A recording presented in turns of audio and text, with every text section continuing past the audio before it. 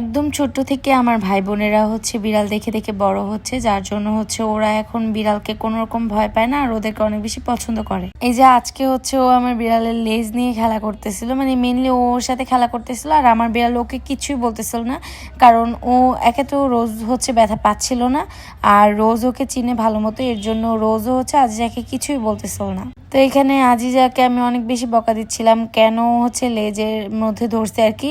Just ওর face রিয়াকশনটা দেখেন, মানে ও কান্না করে দিতেছে একদম। ওকে আমি একদম বকা দিতেই পারি না, ওকে কিছু বললেই হয়েছে ও একদম সাথে সাথে কান্না করে দিবে। তো ওকে বকা দেওয়ার পর যদি আমরা হেসে দিই তাহলে হচ্ছে ও হেসে দিবে, কারণ তখন হচ্ছে ওর মুডও ভালো হয়ে যায়।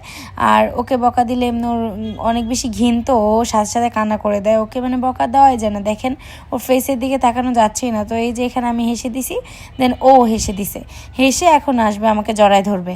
তো এখন এসে আমাকে জড়ায় ধরবে, কেন আমি ওকে বকা দিছি, এই তো জড়ায় ধরে এখন আদর নিবে। জানে বকা দিছি, এখন আদর নেওয়ার টেকনিক কিভাবে নিতে হয় ও জানে।